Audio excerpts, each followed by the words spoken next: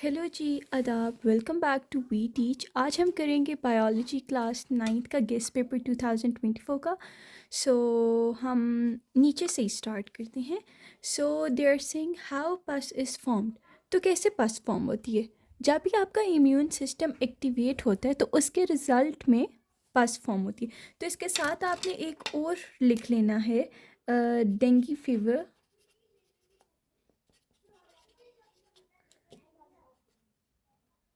Effect of dengue fever.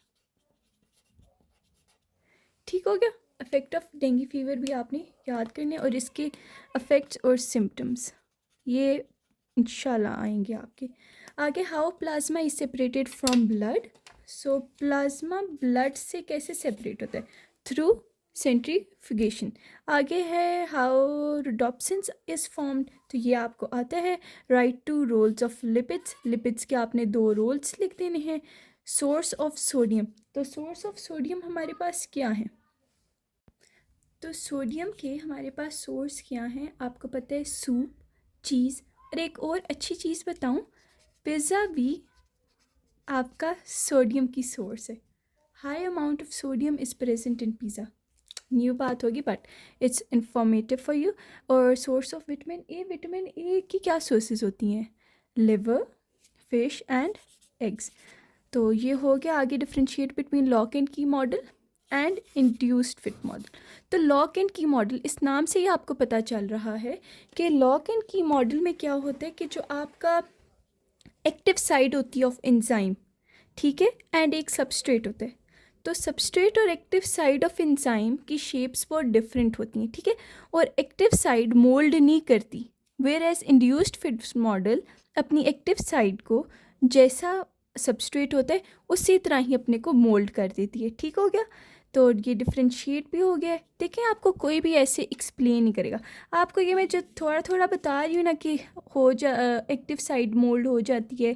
Pizza है, liver, egg है, vitamin A की, लिपिड्स के रोल, प्लाज्मा ब्लड से सेंट्रीफ्यूगेशन के थ्रू होती है सेपरेट। तो ये आपको और कहीं भी नहीं बता रहे। आपको वो क्वेश्चंस दे देते हैं बट हम आपके लिए स्पेशल क्वेश्चंस को भी अलहदा से सॉर्ट आउट करते हैं कौन से इंपॉर्टेंट है, और फिर उनको आपको उनकी एक्सप्लेनेशंस के साथ बताते हैं। क्योंकि देखें, अभी आप एक दफ़ा वीडियो देख रहे हैं ना, कुछ तो आपके जहन में रहेगा ना, आप इंशाल्लाह अच्छा तैयार भी करेंगे बट कुछ तो रहेगा, और उधर अगर सवाल आ जाता आप लिख सकते हैं। तो इसी के लिए आप हमें अभी फॉलो करें एंड यूट्यूब चैनल पे आप जाके हमें सब्सक्राइब करें so you don't miss out any new video.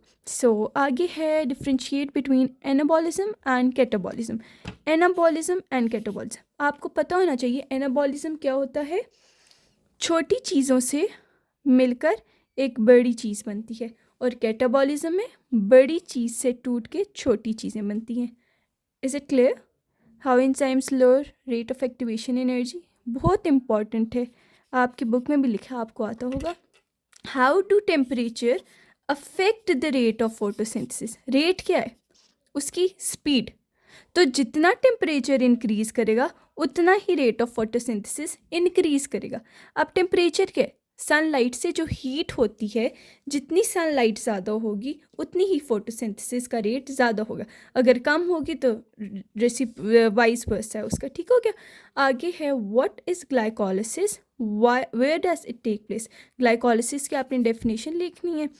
Lysis का मतलब क्या होता है आप बताएं। Where does it take place in the cell. How is benign tumour different from malignant tumour. एक है परमानेंट ट्यूमर होता है, एक जो इन्वेड नहीं करता डिफरेंट जगह, ठीक है, और एक होता है बिगनिन जो एक ही जगह रहता है। ठीक हो गया।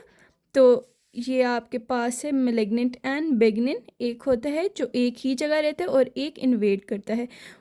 Y crossing over during mitosis is meiosis is essential for genetic diversity. तो ये आपका इंपॉर्टेंट है एंड आपको दिया गया है आपकी बुक में। आगे है आपके पास what would happen if quina tree was not discovered. क्या होता अगर क्वीना ट्री डिस्कवर ही ना होता ऑन प्लेनेट अर्थ होता ही ना, तो इसका क्या रिज़ल्ट होता, तो ये आपने बताना है। आगे है right steps of solving a biological problem. आपने स्टेप्स लिखने हैं बायोलॉजिकल प्रॉब्लम कैसे सॉल्व की जाती है। Right the names of vegetative organs of plant, ये नेम्स आपने बस इनलिस्ट करने हैं। आगे है डिफाइन स्पीशीज़, एंड आगे आपने इंडेंजर्ड स्पीशीज़ को डिफाइन करके उनकी टाइप्स लिख देनी है। Is it clear. आगे है list any 4 careers associated with biology. Biology से लिंक्ड 4 करियर्स आपने इनलिस्ट करनी है। आगे ये भी आपका क्लास 9th का गेस पेपर है। बच्चों गेस पेपर क्या होता है? ये एक गेस होती है। गेस को उर्दू में क्या कहते हैं? तो गेस आपका ये पेपर है, it's not your original paper which is coming in your board exam. हम एक गेस देते हैं, अपने इतने ईयर्स के एक्सपीरियंस से आपको बताते हैं कि ये गेस आ रहा है इस साल, ठीक है। चांसेस हैं इन क्वेश्चंस के आने के, ठीक है। आपने अपनी पूरी तैयारी करनी है, एंड इन द एंड जब आप रिवाइज करते हैं एक दफ़ा, तो आपने इन क्वेश्चंस को पक्का कर लेना। अब अल्लाह इज़्ज़त रखने वाले हमारे पिछले एग्ज़ाम्स में, इफ़ आई टॉक अबाउट इस्लामियात, हमारे I would say 60% of the exam जो हमने गेस्ट पेपर बताया था वो ही आया था। तो गेस्ट पेपर्स हमारे यूट्यूब पे हैं, एंड माशाल्लाह आज मैथ्स का भी बहुत अच्छा पेपर हुआ है। विदाउट वेस्टिंग आवर टाइम हम बायोलॉजी पे वापस आते हैं, एंड अच्छा आपने करना है। अभी आप पढ़ते हैं वो right names of products of photosynthesis. Products photosynthesis के आपने लिखने, तो बता सकते हैं आप कौन से हैं? कमेंट में आप पहले बताएं गेस को उर्दू में क्या कहते हैं, और प्रोडक्ट्स में आपको बता देती हूँ। प्रोडक्ट आपका इधर क्या है? ग्लूकोज, ठीक हो गया। आपसे वो पूछ भी सकते हैं कि किसकी प्रेजेंस में फोटोसिंथेसिस होती है, तो किसकी प्रेजेंस में होती है? सनलाइट की। फिर आपसे वो भी पूछ सकते हैं क्या होता है प्रोडक्ट, और सबस्ट्रेट भी कह सकते हैं आप, और रिएक्टेंट्स भी कह सकते हैं। तो रिएक्टेंट्स जुड़ के प्रोडक्ट बनता है, तो आपको आता है, ठीक हो गया। आपको कह रहे हैं समराइज फोटोलाइसिस। फोटो का मतलब क्या होता है बच्चों? Photo means light, and lysis mean break down. Water को लाइट से ब्रेक डाउन कैसे करते हैं? तो कह रहे हैं समराइज लाइट का ब्रेक डाउन ऑफ वाटर। आगे एक्सप्लेन बाइनरी फिशन। तो एक होता है फ्यूजन और एक होता है fission. And what is fission? कि आप एक बड़ी चीज़ को तोड़ के स्मॉलर चीज़ें बने, ठीक हो गया। आपने इसकी डायग्राम लाजमी करनी है, ठीक हो गया। ये वेरी इंपॉर्टेंट है।